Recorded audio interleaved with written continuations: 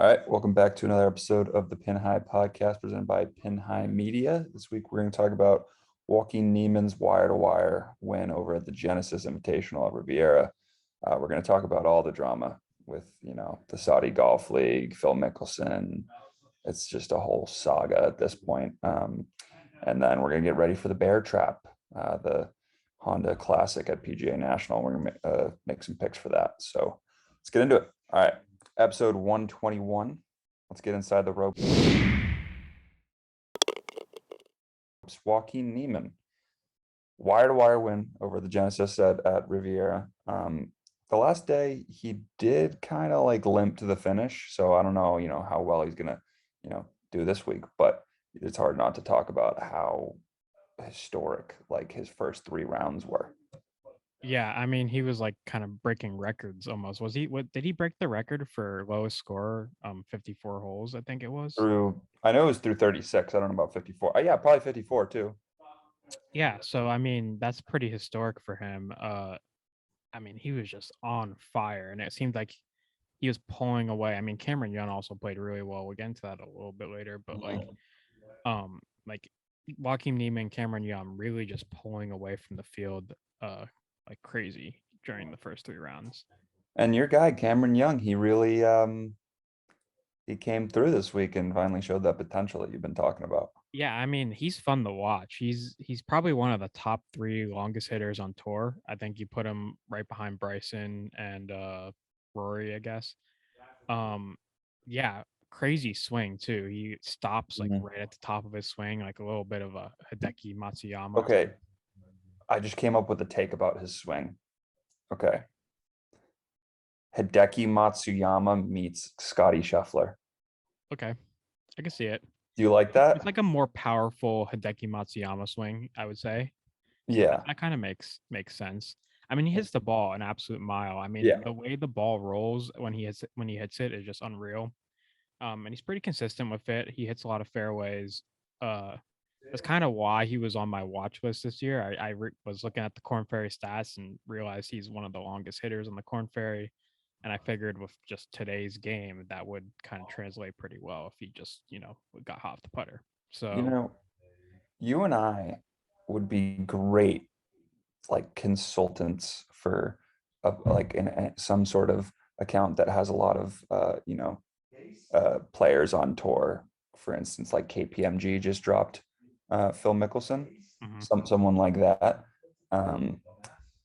to like get somebody on the cheap and get them for like a full year for a right. full contract of like 3 years, like Cameron Young or Will Zalatoris. Yeah, a couple years in a row, we've been on guys coming from the Corn Ferry. Mito. Yeah, exactly. I mean, even if you go like further back, Scotty Scheffler, like we were on him when he made his tour debut. He had a really Dude, good yeah, season. no, I was on Scotty Scheffler like, or we were. I mean, we were on Scotty Scheffler like watching like some sort of video that about him that we were like, oh, this guy could be good.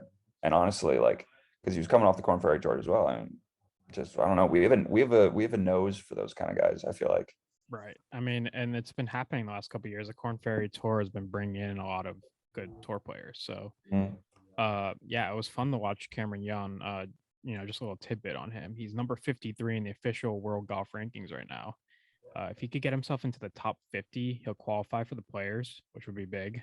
And if he could stay in the top 50 for a while, he'll qualify for the Masters. So is he? I'm assuming then he's most definitely in the field this week at the Honda because. Yeah, I think he's going to be in the field whenever he can. You'd have to imagine he'd try to be in any tournament he can right now to try to get into that top 50 for the players and the Masters. Right. Yeah, I mean, just looking at the events he has played in this year, T2 at the Genesis, T26 at the Phoenix Open, T20 at the Farmers Insurance, T40 at the American Express. He got cut at the Sony, but he was T29 before that at the RSM. Got cut at the Shriners, but was T2 at the Sanderson Farms. So like, he's kind of been trending towards a higher finish in recent weeks. Slowly going from T cut to T40 to T20 to T2. So he is in the field this week, by the way. yeah. So maybe look out for him. I mean, I'm not sure if this is the right course for him. I mean, tight fairways, small greens. Might not be, because off the tee does not really matter this week, because you're just kind of playing positional golf. Exactly. But yeah, I would look out for him just, in the coming weeks. I think he has the parts of the game that could play well. So yeah, exactly. And then just a little bit more about Riviera. I feel like it's underrated. I mean, people were talking about this on Twitter throughout the week, and I was definitely agreeing with it. It's underrated how good of a course that it is, because it is just a PGA Tour stop. It's not like, it is hosting the Olympics when it's in LA. I'm sure it's going to have another major at some point in the next, however many years, 10, 20, whatever it is. It's just underrated how nice of a course that is for a PGA Tour tournament. You saw like good courses yield really good leaderboards, and this was a really, really good leaderboard. Yeah, I mean, I think Riviera is a good course for people like us who like golf, like to watch golf. I think for the golf purists, people be like watching Riviera. Mm-hmm. I'm not sure about the casual fan. I mean, the casual fan probably enjoys pieces of Riviera, but maybe not all of them. I mean, the greens were playing wicked fast. Like no one seemed to be able to stop the ball on the greens, which is why it was so crazy seeing Joaquin Niemann just like stop him on a dime and make putts like crazy, and no one else could do it. I mean, a lot of players did chip in this week. I don't know if you've like noticed that. I mean, Collin Morikawa obviously was a wizard in the final round. Cameron Young chipped in a couple of times as well. Yeah, and then like number 10 it might be the worst hole at Riviera, but it's also like the most interesting to watch. So it's my favorite hole at Riviera. Yeah, I mean, I was listening to Know It Laying Up, and they like agreed like 10's not really like a great hole, but it's just so interesting to see what the players are gonna do. It's really interesting because like that was the point in the tournament where I was like, oh, like Cameron Young, when you were looking at this, he may kind of struggle down the stretch. He ended up doing just fine on the back nine, but 10 he bogeyed. And it just really is like just a weird hole and a weird approach shot, no matter like where you go, unless you're like in that perfect spot just front left in the chipping area. Which whatever, you still have to like hit it there. I mean, Justin Thomas did a really good job of hitting it there all week, kind of like very precision, like hit it in laid up on Sunday too. Laid up every day, which was interesting, like an interesting call. But you still have to be precise to hit it there. And I mean, it's an interesting hole. I just don't think it's a great, like it doesn't look great, but they keep making the green like higher and higher as well every year, but it is what it is. Yeah. And then anything else we want to talk about? I mean, Collin Morikawa ended up, kind of sneaking in to that with a really good back nine. He snuck into to T2 for the tournament, which I looked this up. Such a big purse this week. Joaquin Niemann won, I think, 2.3 million, and Morikawa and Young both got 1,068,000, which is just not too shabby. Not too shabby. I mean, I want to talk about Collin Morikawa for a second, because I don't know if you saw this. He finished plus 6.828 in strokes gained putting, and didn't win. That shows how good Joaquin Niemann was this week, and honestly how good Cameron Young was this week, because like to go 17 under at that course in 4 days should be a winning score probably. Like what was Max Homa's winning score at Riviera? Well, I mean, the course, the Riviera scoring record was 20 under. I think 17 under was like second place. So I think Joaquin Niemann second place for the scoring record. Last year, Max Homa won at 12 under. Him and Tony Finau went to a playoff at 12 under. Yeah, and I've seen it lower than that. It's just, you have to be really good. The players are just keep getting better and better. So much. Yeah, it's crazy how like each year just more young guys come on tour. But yeah, I do want to talk about Collin Morikawa's putting. I mean, this is something to watch because he was third in the field this week. Usually when he putts well, he wins. He was 27th all season. He's now 4th overall in strokes gained putting all season. So pretty much Collin Morikawa's going to win all 4 majors. Dude, like that's his only thing. When he putts, he wins, and obviously he putted and he didn't win this week, but like it's very rare Yeah, occurrence. like somebody has to beat him. Yeah, somebody has to like literally have that's probably the best Joaquin Niemann will play in a tournament in Yeah, his most life. likely, unless Joaquin Niemann has a higher ceiling that we don't know And about. that's not to say that Joaquin Niemann won't win a major and Joaquin Niemann won't win 10 more tour events. Right. He's But 23, it's but just like it is crazy how he played so well. and also the moment where he walks out in front of JT on the 10th hole. That was That's pretty hilarious. funny. That was a hilarious couple of minutes of television because at first I was like, oh no, some guy from like, for instance, like if somebody who works like who's works for Genesis, like I thought it was somebody like that who just walked in front of the tee. I was like, they're gonna get reamed out by their boss. I was like, and then I heard some people yelling, Colin, and I was like, oh, that was and they cut to him. And I was like, oh, it's Morikawa. And then like a couple minutes later, they cut to Joaquin Niemann walking in, just munching on like the biggest PB&J I've ever seen. It was massive. Feel up. Yeah, that was pretty funny. Good TV golf, and CBS is killing it again. Still, No they're product really good. placement would have been good if he was munching on like an Encrustable or a branded PB&J. Yeah, But we'll have to talk to Joaquin Niemann's people about that. we will. Missed opportunities. Come on now. So yeah, no, Riviera was crazy this week, and a great tournament every year, pretty much. I mean, this stretch of golf is so much fun. Yeah, agreed. And I mean, Riviera was pretty crazy, but I mean, something that was more crazy this week that might have outshined the whole Riviera tournament. A little Saudi bit. Golf League. I mean, the marquee question is the Saudi Golf League dead? Yeah. No. Define dead. Is it going to get like the Phil Mickelsons, the Bryson DeChambeaus, and the Dustin Johnsons of the world? No. But is it going to get some of the European tour guys that occasionally play um, on the PGA Tour? Maybe. And some I like the mean, yeah, lower guys. let's go back here. Let's recap the crazy week of the Saudi Golf League, because Yes. Let's take we went through a little here bit from of the a top. roller coaster this week. I mean, we mentioned this last week, but I mean, first we had Kramer Hickok, Mhm. say that over 20 guys have confirmed and like they signed NDAs and there's gonna be 20 events and 14 of them are gonna be in the US. And we're like, wow, this is like a real thing. Um, and then obviously all the Phil stuff comes out, and Phil has like the craziest quote I've ever heard. I don't know if you wanna read that.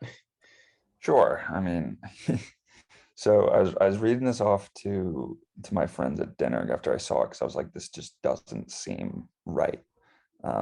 He says, we know they killed, and then he was talking about the Washington Post reporter, Jamal Khashoggi, and have a horrible record on human rights. He's talking about the Saudi Arabians. They execute people over there for being gay. Knowing all of this, why would I even consider it? And then he goes, because this is a once in a lifetime opportunity to reshape how the PGA Tour operates. And just Like what? what just happened? Because like as you're reading it, you're like, oh, I know where Phil's going. He's gonna say like, oh, like I would never like align myself with them. Yeah, no, And he's he like, says why would the I even opposite. consider it?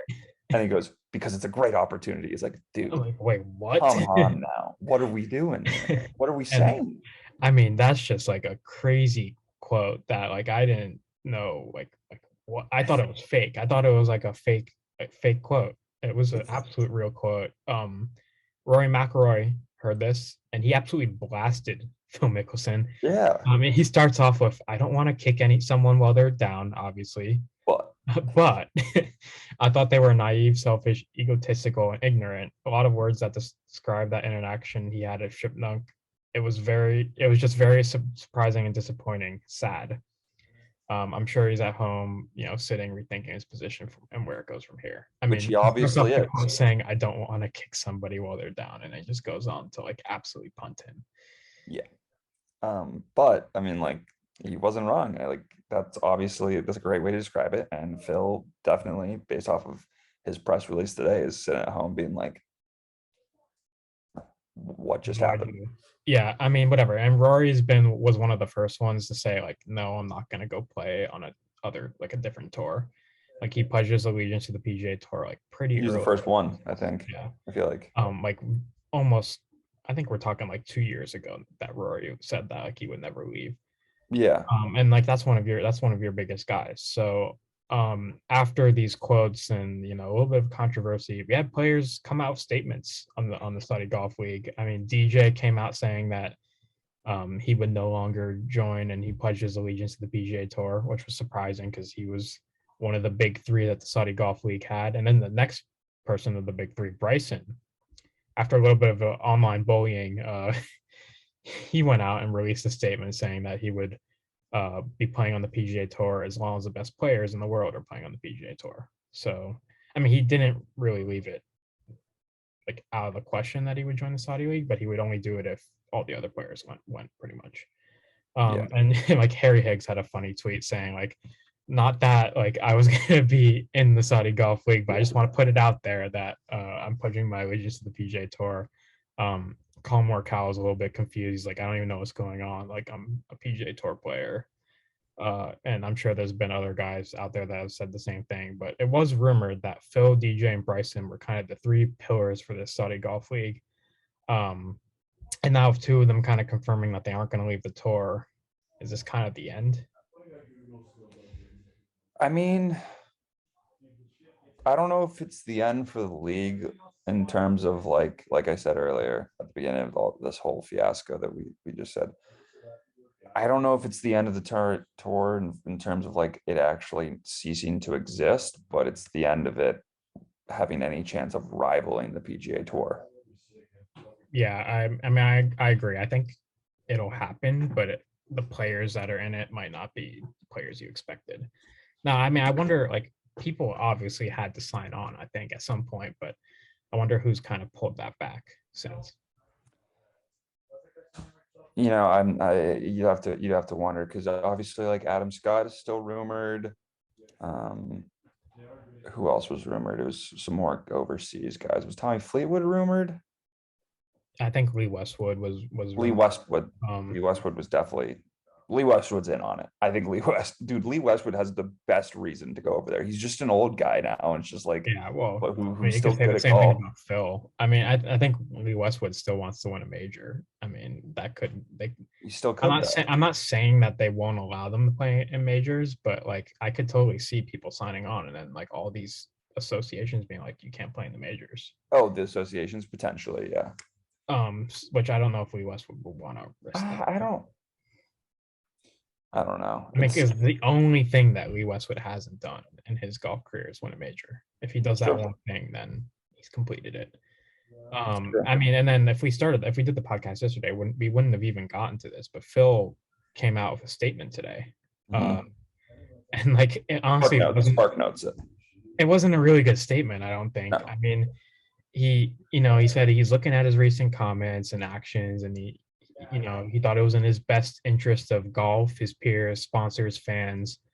Didn't mean to hurt anyone. Yeah, and he said that they were taken, like they were shared out of context and without consent, which I think is bogus. Like he's talking about one of the most respected golf, like media members out there, maybe the most respected.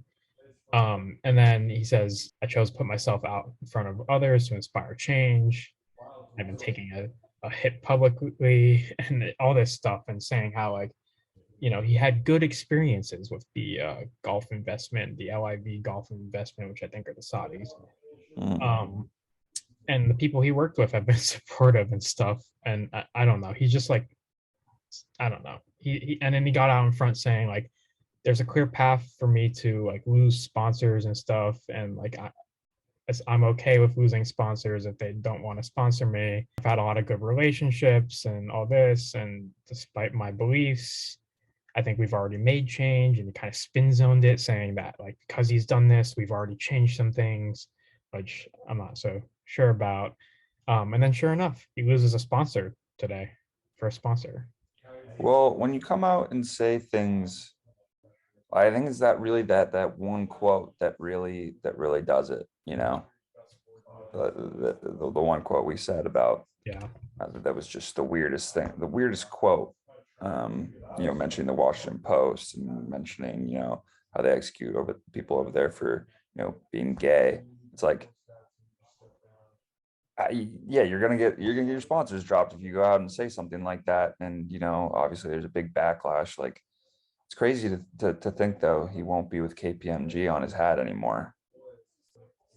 Yeah, it is interesting. I mean, will he even be playing on the PGA Tour again? We don't know. I mean, we don't know what's going to happen. Will he play the Masters? Is what I think I saw Dan Rappaport raised on Twitter. Yeah, it's like, I mean, he basically goes. I mean, the statement still wasn't really that good. I still think he needs like a PR person, because like he got like no laying up, kind of like put it down into like 5 different bullets, saying he blamed the journalists, then he apologized for the visionary Saudis. He claims it was in the best interest of golf. He knew he'd get blamed for this. He claimed to sponsors that they're off the hook, and sure enough, he lost a sponsor. And he takes credit for the changes that have already been made. And this is like his apology, like, message. So maybe not the best way to word everything. I mean, I'm out on Phil Mickelson. I mean, I feel like his career kind of not peaked, but like when he won at Kiowa, yes, when he won at Kiowa in May, it was like, it's not going to get much better than that, and then obviously it's been downhill since there. But I don't think we're going to see Phil Mickelson for a little bit at least, and it's not going to be all that relevant for a little bit, maybe even. Yeah, unless this whole Saudi Golf Week thing starts and Phil's there, in which case the wrong reasons why he's in the headlines. In which case you love to hate him, and you'd probably watch a little bit of the Saudi Golf League, and while if it's between that and the PGA Tour, you're gonna watch the PGA Tour. But I mean, I think there's some like decent ideas behind the Saudi Golf League in terms of like making golf a better viewing sport. I mean, for people like us, we don't really care. We'll watch it no matter what's really going on. But like, to get more fans, I think they had like, I don't know if you've seen F1. F1, there's teams, but everybody's still like an individual, and you're still playing for your individual. I think the league would like introduce something like that, where you'd have teams that could like earn points throughout the season, but you're still playing for yourself. It's still an individual sport, which I think would be like cool to a certain extent. But I don't know if the Saudis are the right people to do this. And if you're going to have a break-off tour, it has to be something that I think could be with the PGA Tour, kind of work with the PGA Tour. Maybe instead of the WGC, you have this breakaway league. But the aligning with the Saudis is probably not the best way to do it. But I think it would be cool to have like a little team aspect. I mean, I was thinking about it like, oh, like what if like the brand that you work with is like your team? So like Team TaylorMade like is leading the point standings. That would be pretty cool. Team Callaway, Team Ping. I mean, I guess like got their rival like PXG. You get down to like the lower teams, and they don't really have a chance of winning. But like it's the same thing in F1. Like if you get down to the lower teams in F1, they never have a chance of winning the whole thing, but they still gain points and stuff and fight for. But then somebody it's different because obviously like it's not, you're using essentially the same technology. It's not like it's that above the rest. But like for instance, like it wouldn't take away someone like Kramer Hickok from winning. I know he didn't end up winning the Travelers, but it wouldn't take away from him winning the Travelers. He'd win the Travelers. It'd be this big thing that he won it. But obviously like Team TaylorMade might still win the event. Like, yeah, I mean, I just think it would be cool to put points out based on like what brand you play. And then you could have a team of like the free agent team. The Misfits are a team. But I think that would be a great idea to like.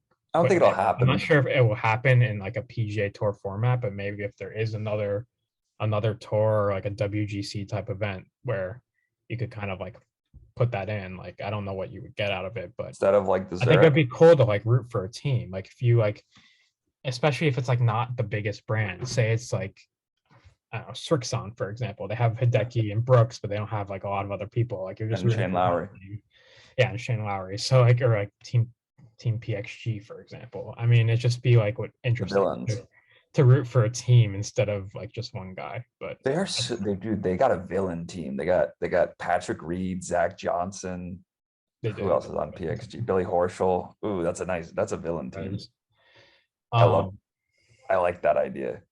Yeah, I mean, Team PXG PGA would be. Tour, we have ideas. If if the breakaway league is threatening you, like just come to us. We have some You'd ideas. love to hate Team PXG. It'd be so much fun. But they would play off that so well. Oh yeah, It'd be like the Raiders. dude. Because everybody loves the Ryder Cup because it has that unique team aspect. I don't know. I feel like you could do something with that. I mean, I don't like it's Set like up like a Zurich. exactly. I just And it think would be if the you one can time sort a of year that you're able to showcase all these brands. And obviously, there still would be a sole winner, probably. Or maybe there wouldn't even have to be if it was a tournament like the Zurich. I mean, I'm still like I still think the WGC needs like some updating because I don't really love the WGC that much. I mean, I know it's like the best players in the world and all this, but like it's just kind of like a normal golf tournament that you don't invite a lot of people to. There's It's nothing just a really smaller special field, about. no cut Yeah, there's event. nothing really special about it besides the smaller field, no You cut. just Like get to see all good money. players. Yeah. Yeah, but like I don't know. I feel like if you brought in this like team aspect where like you're still playing for yourself, you're still playing to win the tournament, the purses are the same. But you have this little team standing thing, like Team TaylorMade's leading the WGCs. That'd be cool. That would be very interesting. Yeah, because you'd have to make sure the pay structure was still the same as WGCs, because that's the reason people like that the players like to play them, because you automatically get money because it's no cut event, and the purse is big. But anyway, I feel like we've kind of talked through that enough. Yeah, we'll have some more That did ideas. turn into an interesting conversation, though. Yeah. I wasn't expecting to have that conversation today. Neither was I, but well, we'll have some other ideas too when the PGA Tour comes calling. And then just real quick, we can talk about Tiger's appearance, as he was obviously the tournament host this week. Yeah, Tiger looked good this week on the broadcast. I mean, there's been times where he's been on the broadcast and he hasn't looked that good. Last year, yeah. Specifically last year, and then of course this is where it all happened, where he got into the crash. So, yeah, he looked good. He's pretty much confirmed that he'll be back on the PGA Tour in some type of way. I mean, maybe not full time for sure, but like he is making his goal to at least play on the PGA Tour. I mean, I thought it was funny that Jim Nantz didn't even like introduce him. He was just like, "So, are you going to be playing on the tour again?" Like that was the first thing he asked, like before. Well, it's because he knows, like, him and Tiger are, like, have the relationship at this point where it's like he's Jim Nantz. He can skip the journalism and just be like, Tiger, come back. Yeah, whatever. I thought was pretty funny, and like he did it a couple of different times. And Tiger kind of like, he's like, dude, I want to. And like Jim Nantz is like, oh, St. Andrews, like pretty flat course, like you're gonna play St. Andrews, and he's like, I don't know yet. And it's not really that flat. Like there's like little hills and stuff. I think Faldo jumped in on that, but he did look good on the broadcast this week. It looks like he's gonna be coming back at some point. I'm excited. He'll be fine eventually. Probably, if I had to guess, honestly, from what he said, I don't think this year is in play. Maybe. Never know. I mean, maybe Hero World Challenge next year debut. St. Andrews is a big St. Andrews tournament this year. It is big. Really loves that place.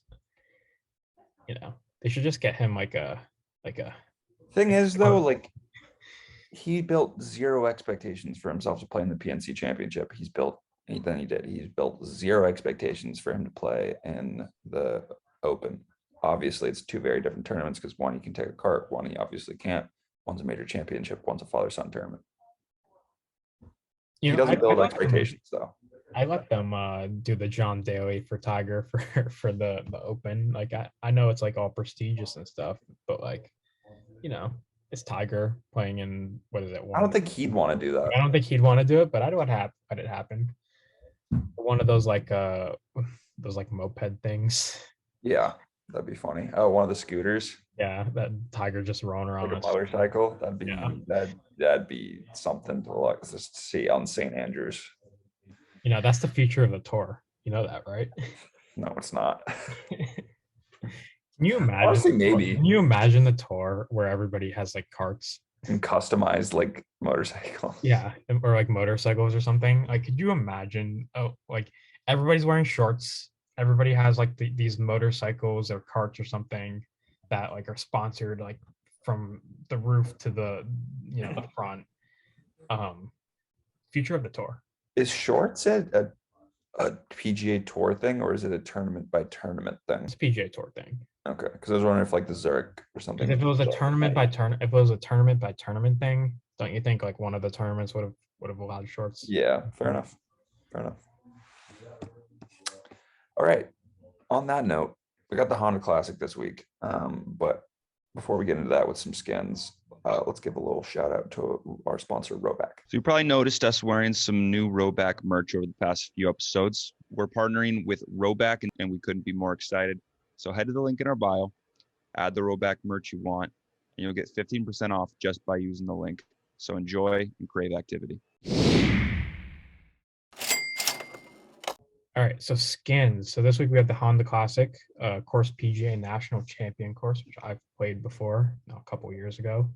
It's a par 70, 71.25, so not the longest course. We have the Bermuda grass greens, and it's the home of the bear trap. So 15, 16, 17, two par threes and a par four.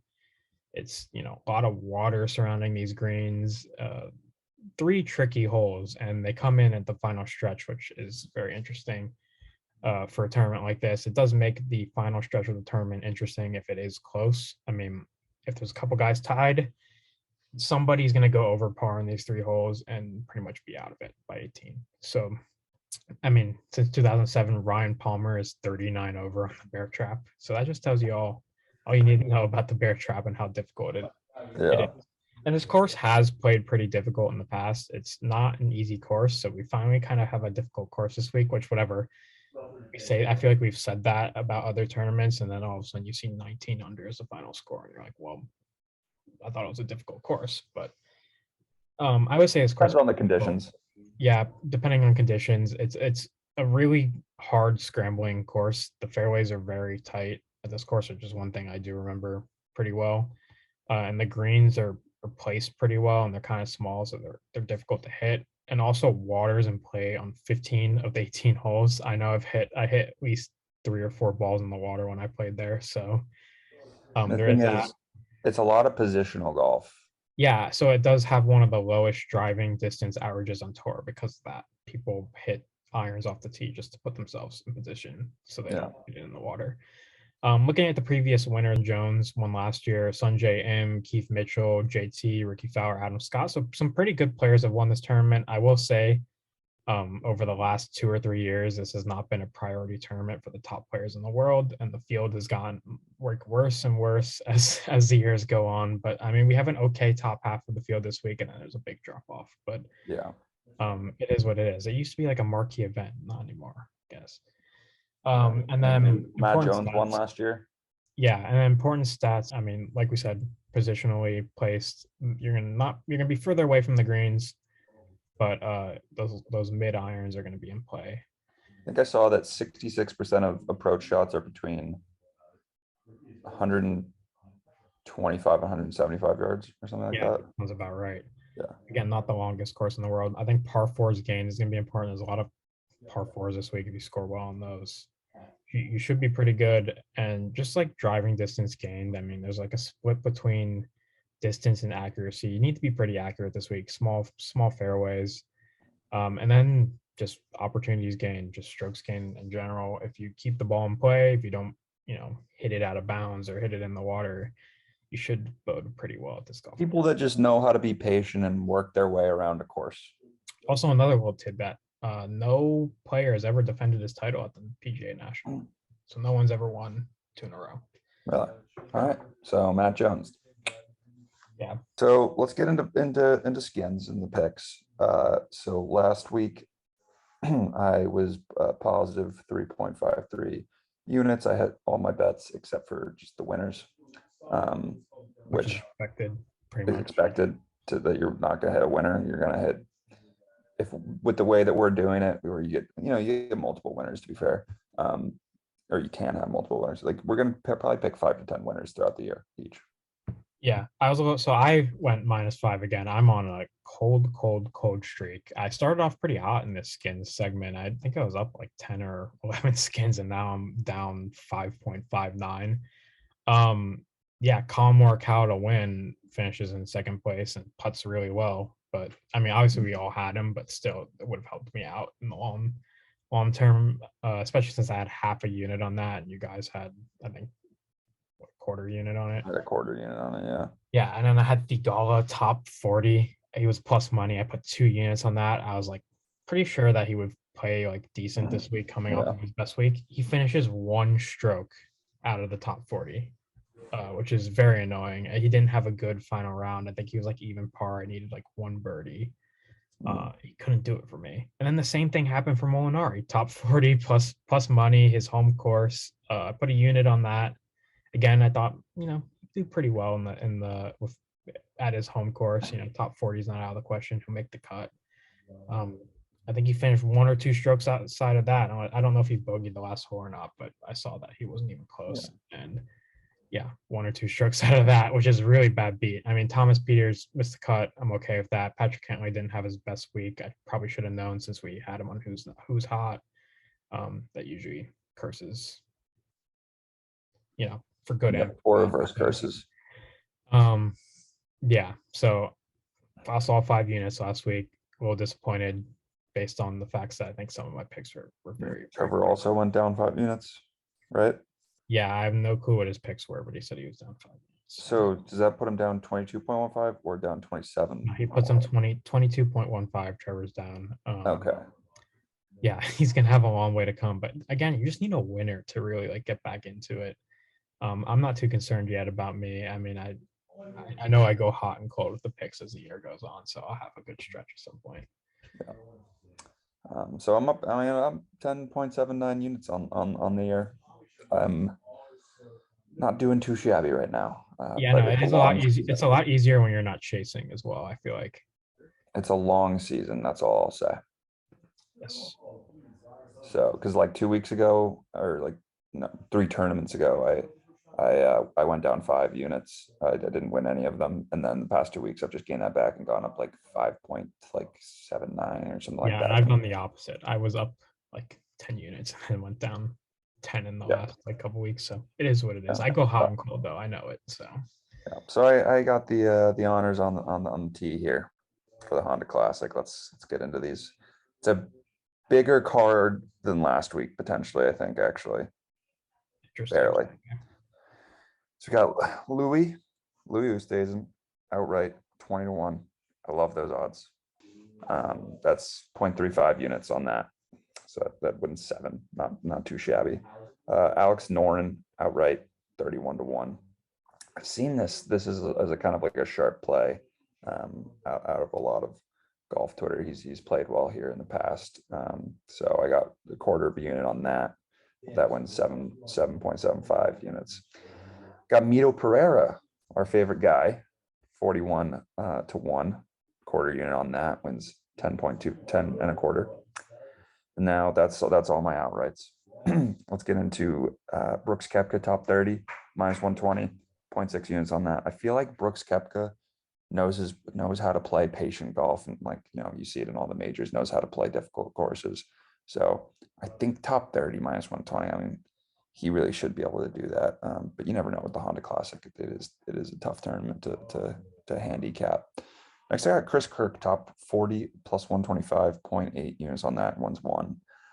He has been having a really good year. Low key, very, very, very strong year. I think he's coming off a T14 at the Waste Management.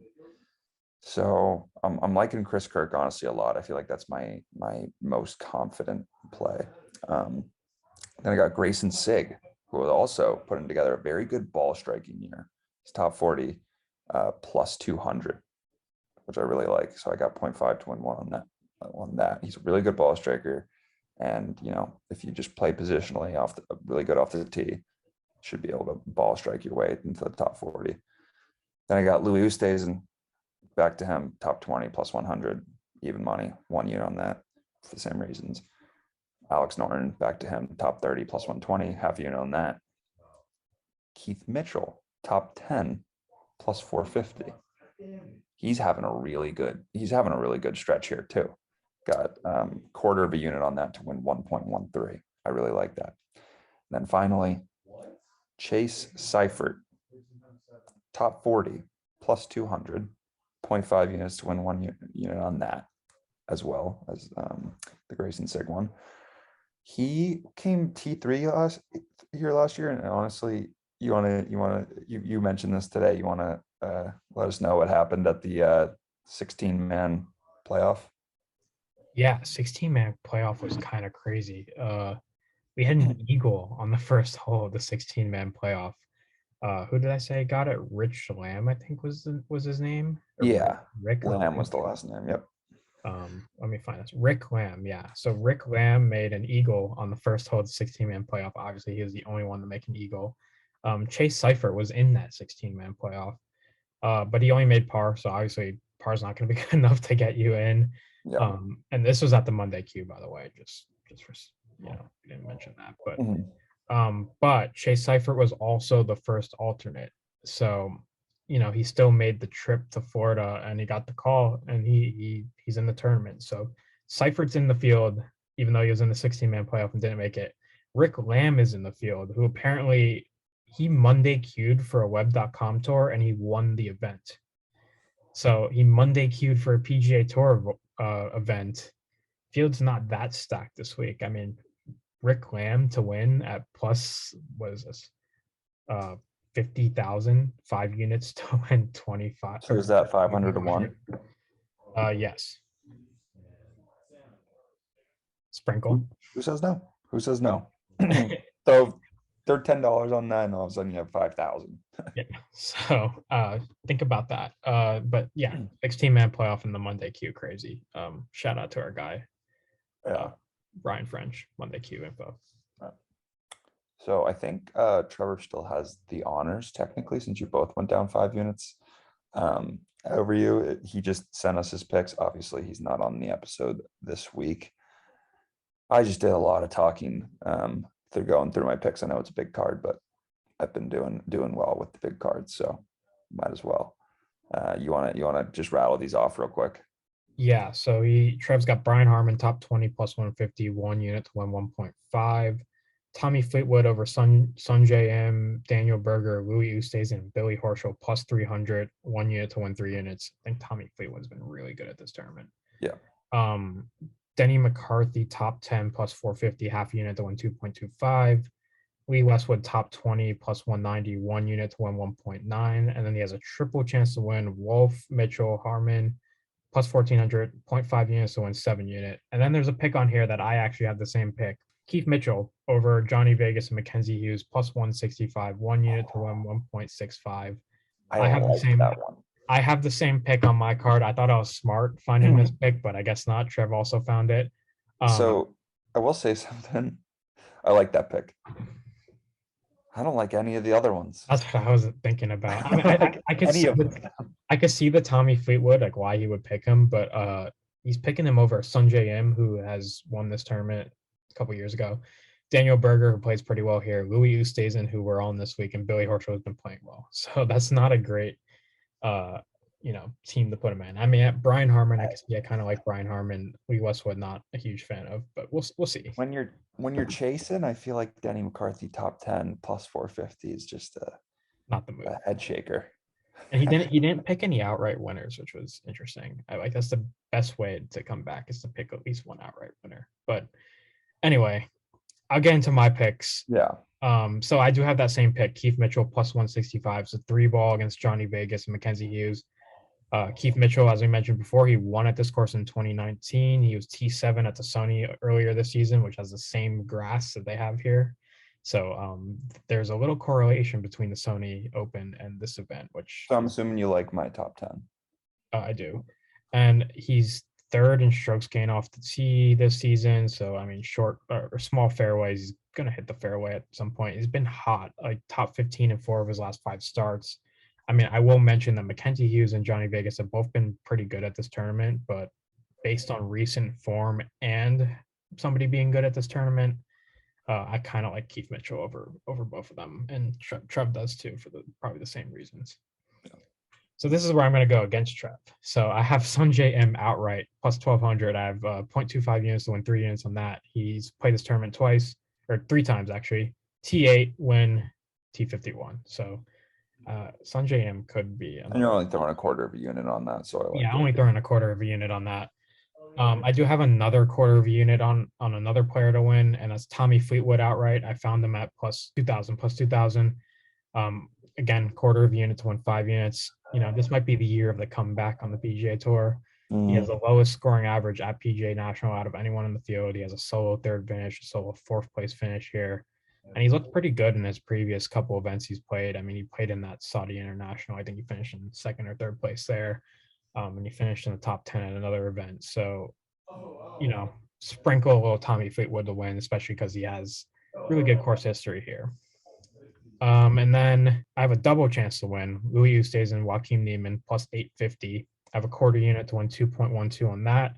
Figured it was worth a shot because I do like Louis, like you like Louis, but I didn't really feel like picking another solo winner. I figured I'd pair him up with Joaquin Niemann, who just had the best tournament of his life. Again, only what are the odds on that? Quarter of a unit plus 850. Oh, the odds. Plus 850. Okay. So I don't love Joaquin Niemann this week, honestly. He kind of limped to the finish. I don't love him either, but I wanted to get Louis in here, and I figured, need some skins. I could see him winning. I could also see somebody else picking him to win. I want some units if he does win. And you did pick him to win, so I was right on that at least. Fair enough. So I figured this is worth a shot. Again, only a quarter unit on it, so I'm not too worried if I lose it. And then we get into the big picks. So Lucas Glover, I have him top 40. He's even money. I have 2 units to win 2 units on this. He has 5 finishes inside the top 21 at this course. He has one like T21 or something, so that's a weird number. He's also number 1 in strokes gained total out of players who played both the Honda and the Sony Open, and they have like similar layouts and the same grass, which I don't think you understand. Grass is very important for PGA Tour players. Some tour players are good on certain types of grass. No, I agree. He's made 4 of his 5 cuts, and he was T19 last year. So good course history. A top 40 is not too much to ask for. I'll go Lucas Glover top 40. I'm going to put 2 units on that. So hopefully, I hope he's going to finish T41 like the Gala did last week and going to crush me. Fair enough. Let's see here. And then my last pick, I have Daniel Berger top 20. It's minus 110. I have 1.25 units to win 1.13. He finished T4 last time he's played here. He's made the cut the last 3 times he's played here. He's 2nd in driver and accuracy, 7th in strokes gained approach this season. He's looking for a bounce back. He missed the cut at the Waste Management, but before that he's been pretty good. And he's also kind of a local guy. He's pretty local to PGA National. He's from the area, so probably knows the course pretty well. And again, has played well here in the past. So top 20. I'm sensing a good week out of Ujik, honestly. We'll see.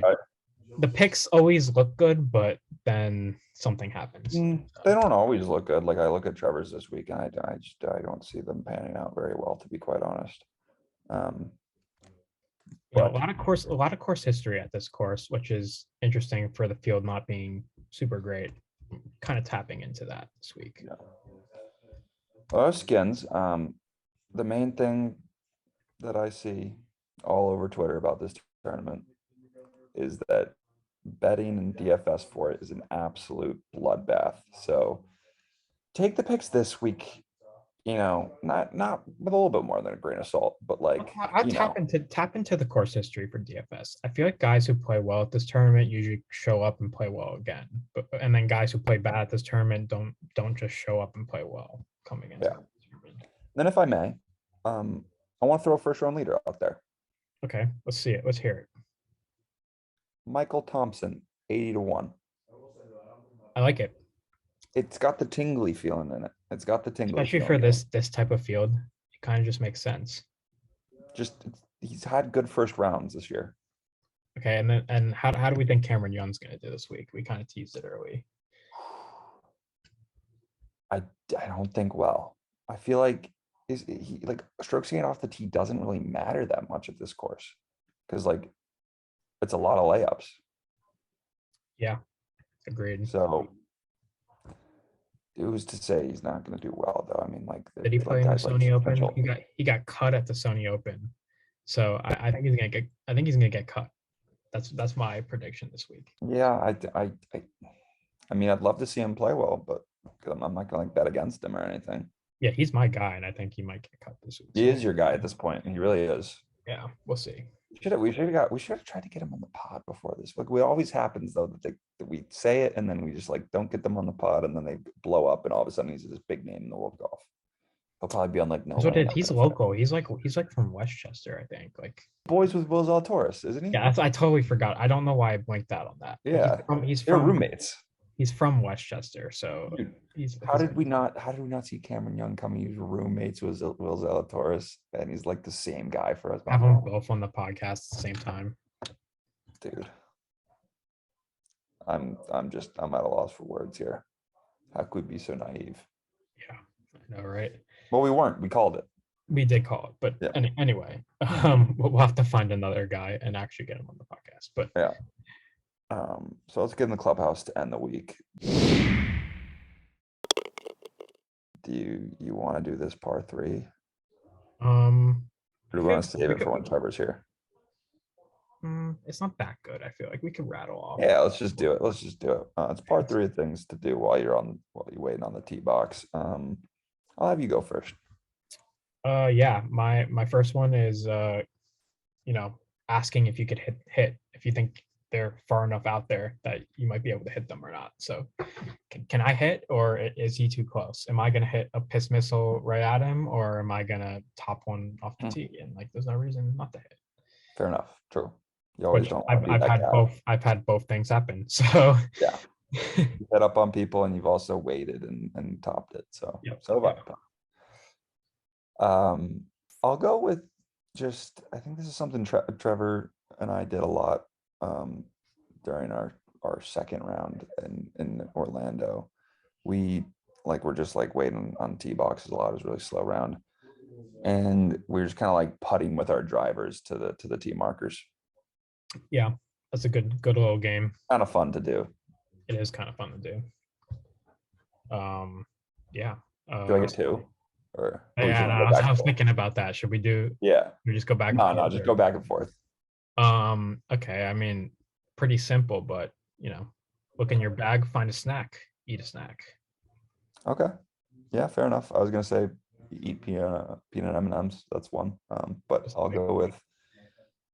Hear me out. I always think about this maybe on like the 14th tee at Silvermine, the par 3. Lay down. Yeah, lay down on the tee box. Yeah. Dude, there's nothing better than laying down on some finely mowed grass when you're a little bit tired. You are a big lay down guy on the tee box. What? Yeah, and my last one, pumping us up a little bit, but go see what the Pin High podcast posted on social media or Pin High Media. Check out the Pin High Media Instagram or YouTube, or maybe even put the podcast on. Okay, G. I wasn't actually gonna go there. I was just gonna be check social media, but had the plug. All right. What is my third one? I think the third one, I mean, take some practice swings, but like you can only take so many practice swings before you get a little bored and you've psyched yourself into a bad swing. I had 2 good ones and now I can't come up with a third. What's an honorable mention for you? Make some bets. Just pull out your phone, start, war rooming some bets. Honestly, that's not a bad idea if you're playing on a Sunday morning. Just start war rooming some NFL. Honestly, here's one. Tell a story that you didn't quite finish on the previous green. Sure. That's great, because I feel like I'm always doing that. I'm always like telling stories, and then I'm like, okay, wait, let's just putt out, and I'll tell you guys when I tee box. So there you go. That's I mean, a couple other honorable mentions, just like recapping your round, because golfers always like to talk about their previous shots when they probably. I didn't bogey 6, 7, 8, 9, 10, and 11. I'd be like 5 under right now. That'd be 6 less strokes over par. We love to do that. Yeah. So yeah, good episode. Okay tournament this week. I mean, it's a good tournament, but it's not the best field. But we'll be back next week with the Arnie Palmy, and I'll be down there. I'm going down. I got a flight at 7:30 tomorrow morning. When you're listening to this, I'll be in Florida. But yeah, I mean, I'm excited for the Arnold Palmer next week. Yeah, should be a good one, and Should be a good pretty good field as well. Yeah, and I can tell you that Victor Hovland is playing in it. Yeah, wasn't expected to play, but he is playing. Unexpected to That's play. an inside scoop from Inside video. Yeah. All right. Arnold Palmer Invitational presented by MasterCard is next week. We got the Honda Classic this week. Good stretch of golf still. We'll see you next week.